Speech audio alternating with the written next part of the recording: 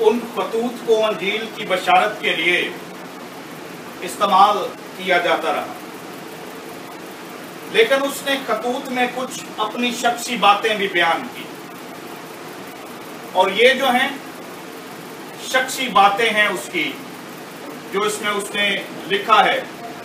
ये तीमुथियुस को एक हदायत भी की है, जो उसका रूहानी, जिसे अपना बेटा कहता है, शागिर्द कहता है, कि जो चोगा मैं त्रोआस में क्रिप्पुस के हाथ छोड़ आया हूं, जब तू आए तो वो चोगा और किताबें और खास तौर पर इनके तमार लेते आइयो।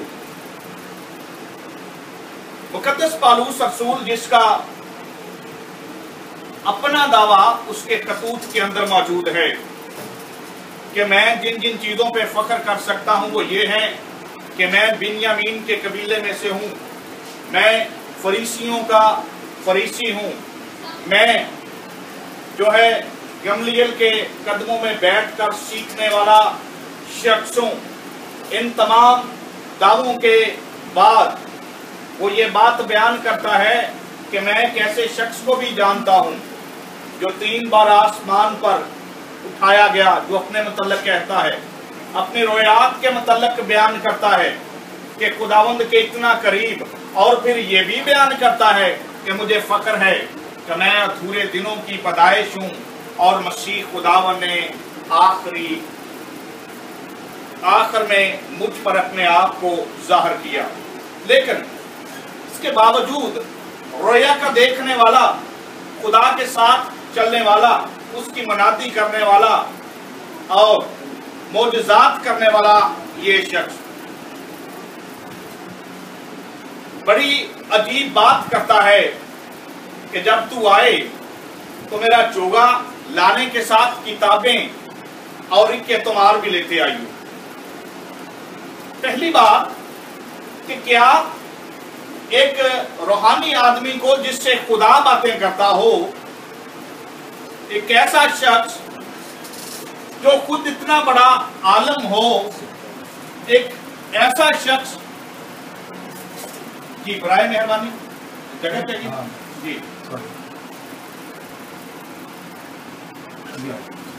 जी, भाई आप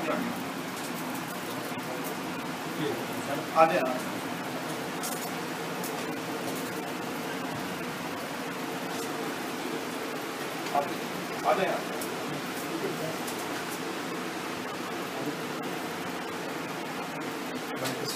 अगर आप इधर हो जाएं ताकि आने वालों को दिखा पाए। सॉरी पर्सन, हम इसे जारी रखेंगे। तो हम एक ऐसे शख्स की बात कर रहे हैं जो खुदा के रूहुल कुद्स से मामूर है, खतूत लिख रहा है, इल्म से मामूर है, इर्द गिर्द के मज़ाहब से बड़ी अच्छी तरह से वाकिफ है, और वो जहां हदायत कर रहा है अपने शागिर्द को कि मेरे लिए किताबें और लिखे तुमार लेते आना। तो क्या एक शख्स को जो खुदा के साथ चलता है, जिसके अंदर खुदा का रूह मौजूद है, जो खुदा की हदायत से काम करता है, क्या उसे भी जरूरत है कि वो बाइबल मुकद्दस के अलावा किताबों को भी पढ़े? तो यहाँ जो उसने अपनी जाती और शख्सी बातें कही हैं, हमें उन कुतुब की अहमियत का पता चलता है।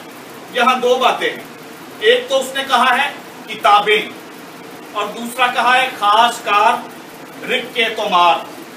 किताबों के लिए जो लफ्ज इस्तेमाल हुआ है वो वही है बिबलिया, बाइबल, जिसका ताल्लुक तौरेत से है, पुराने अहनामे से है, जो उनकी मुकद्दस किताब थी।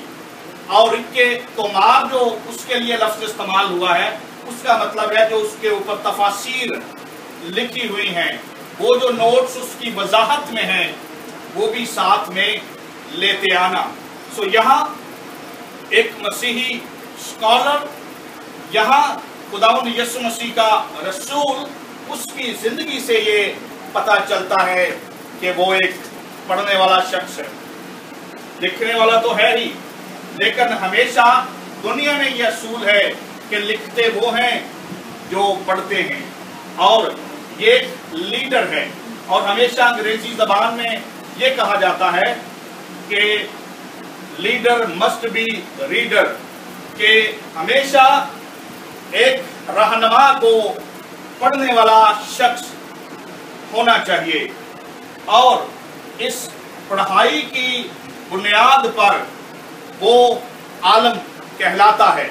और हम ये देखते हैं कि खुदा का बंदा मुकद्दस पौलुस रसूल सिर्फ बाइबल पढ़ने वाला ही न था, बल्कि वो दूसरी मालूमाती किताबें, तफसीर की किताबें, तशरीह की किताबें, उनसे भी वो वाक़फियत रखता है। और अब जबकि वो मसीही हो चुका है, अब जबकि वो बड़ी अच्छी तरह से खिदमत कर रहा है, फिर भी वो कहता है कि वो किताबें मेरे पास लाओ। एक मसीही की जिंदगी जो है वो पढ़ने वाली जिंदगी होनी चाहिए, एक रहनुमा की जिंदगी। और ख़ुसूसी तौर पर आज जब हम लाइब्रेरी का इफ्तिताह करने वाले हैं, इस हवाले से हम ये देखते हैं कि बाइबल मुकद्दस में एक शख्स का जिक्र है जिसका ताल्लुक असूर के साथ था। उसने बड़ी तबाही मचाई, इसराइलियों पर बार बार वो हमलावर भी होता रहा, जिसका नाम था नबूकदनेस्सर।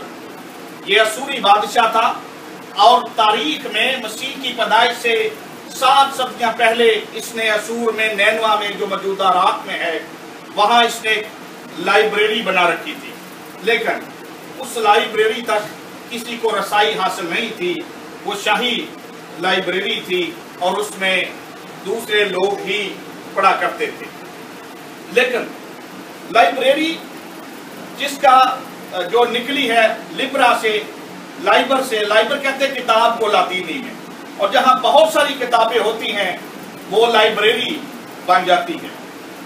जब सिकंदर आजम बड़ा पढ़ा लिखा शख्स था, पढ़ाई लिखाई की वजह से उसने बहुत सारे शहर बनाए और ज्यादातर शहरों का नाम वो सिकंदरिया ही रखता।